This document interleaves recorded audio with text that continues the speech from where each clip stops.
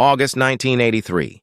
A young man was found laying dead next to his own car that had a license plate that read Jedi. He had been stabbed more than 35 times with a butcher knife.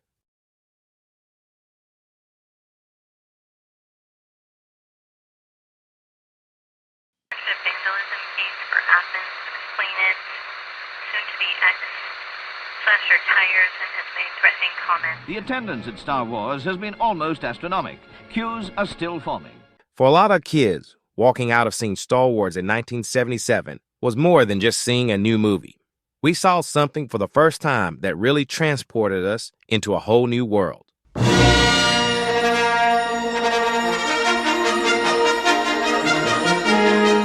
One of those many kids that felt Star Wars was more than just a movie was Lee Morris, who saw the film at 10 years old. Lee was what a lot of people thought about when they thought about fans of science fiction. He was a little shy, quiet, smart, and a bit of a loner. He was from a broken home in Kansas City, where he lived with his father and had little contact with his mother. Also at home was Lee's younger brother, Jimmy, who Lee looked out for and protected. For Lee, like many others, Star Wars was an escape.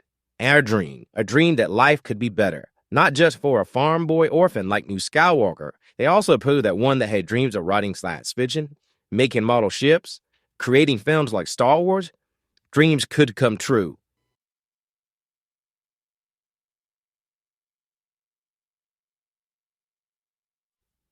It was clear the movie had an impact on Lee, and soon he found himself buying not just Star Wars merchandise, but he also became a movie collector, buying up movie-related t-shirts, posters, press kits, anything from his favorite film he'd get his hands on. In the summer of 1978, Lee called his local theater to try to get some movie posters. Answering the phone at the theater was 60-year-old Ralph Cochran.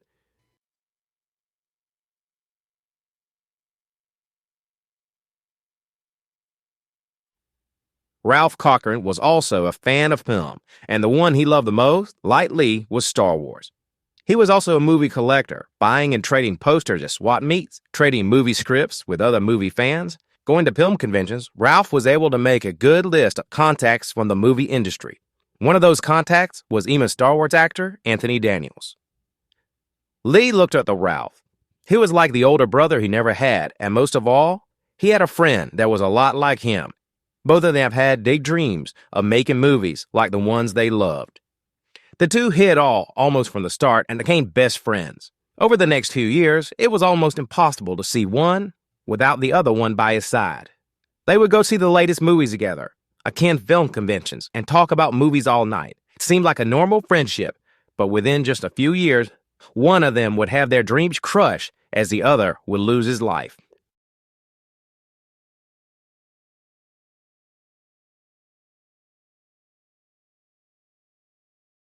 Thanks to Ralph's contacts within the film industry, the boys were able to grow their collection of movie collectibles. Lee would use all his allowance money, or any money that he could work up, to give to his best friend, who would then buy up movie props and scripts to the upcoming films and some from their favorite class movies. These were small collectibles, and according to Ralph, they needed to up their game.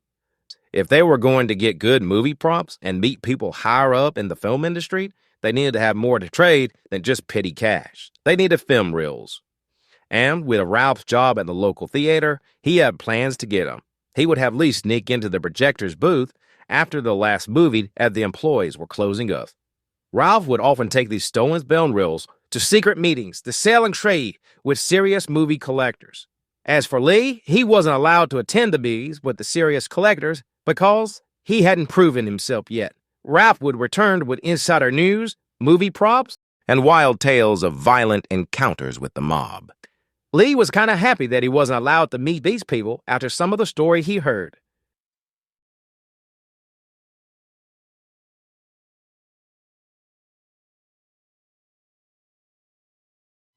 Finally, in 1982, all the hard work had paid off.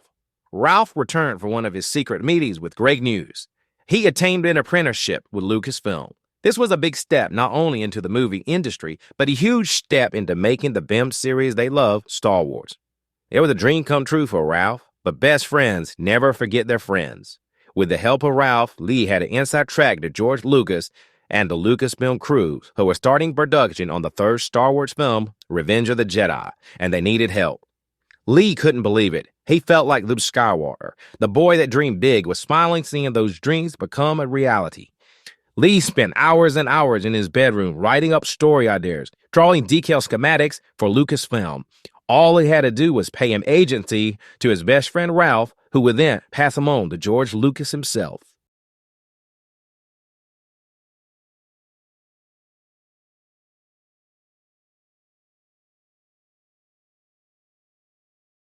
It seemed the hard work was really starting to pay off, and a letter from Star Wars creator George Lucas showed up in Lee's mailbox in October 1984.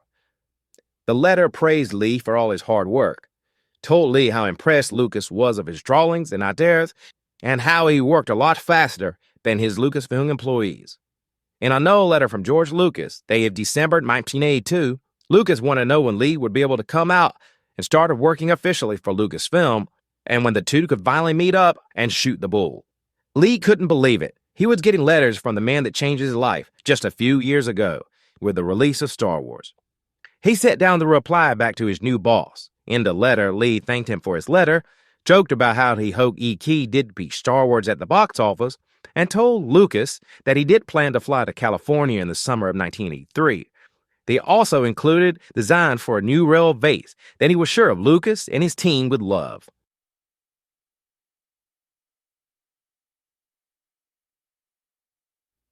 Lee and his best friend Ralph took a break from working on the next Star Wars film to enjoy the release of the latest one, now named Return of the Jedi.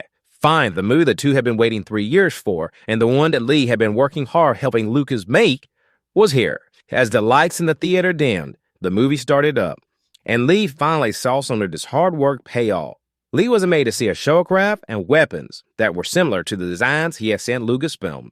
Ralph also let him know that a bomb that Han Solo plants on the Imperial shield vase had Lee's name inscribed on it as a thank you from George Lucas.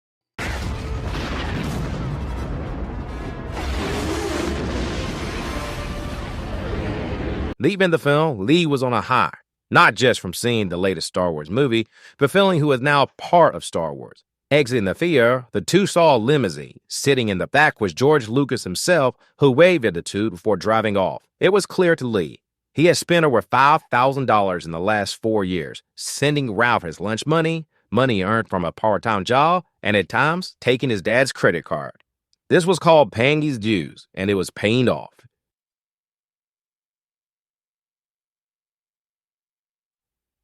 The biggest dream of a young 16-year-old science fiction fan was not just seeing their work in a Star Wars film, but to see themselves in a Star Wars film.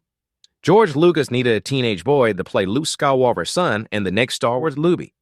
And according to Ralph, Lucas wanted Lee.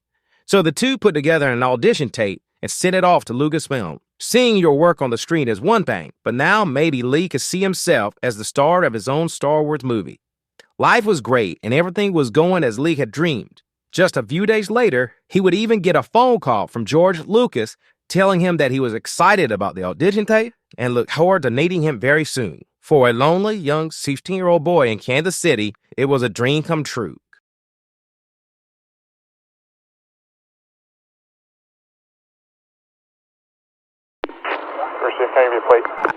On August 27, 1983, Ralph Cochran was found laying in the grass next to his Chevy with the license plate that read Jedi. He had been stabbed more than 35 times with a butcher knife. Also found at the scene were Lee's younger brother Jimmy and even Lee himself. In an interview with police, both boys confessed to killing Ralph with a butcher knife. Police said Lee showed no remorse and believed Ralph would return soon, much like a Jedi Knight. Why would a young teenager who was seeing his dreams come true take the light with his best friend? Ralph had quit his theater job in 1983 and was now working at a local Taco Bell. There he made a lot of new friends and found a lot of trust with them. So much trust with his new co-workers that he started to bragging about how he had been fooling his best friend, Lee, making him think he was working for Lucasfilm. How he even hired a guy with a fake beard to wait from a limousine. How he wrote letters to Lee as George Lucas. The co-workers laughed along with Ralph and also helped him call Lee, acting like George Lucas. A few days before August 27th, Ralph and his shift manager would have a disagreement, and things got heated between the two. The shift manager exposed to Lee that he had been the butt of a long, expensive joke. Lee was shocked, hurt, and confused. Could it all have been a lie? Could his best friend in the world, someone like a brother to him, could he have been fooling him for the last 4 years? Lee was upset and outraged and came up with a plan to get even. But he needed help. Arriving back home, Lee let his younger brother Jimmy know that Ralph wasn't a friend they all thought he was, and that he was planning to kill their father. The two headed to Ralph's home at 2 a.m. and found him sitting in his car. There, Lee and his little brother would pull Ralph from his car as Lee stabbed him to death with a butcher knife he took from his house.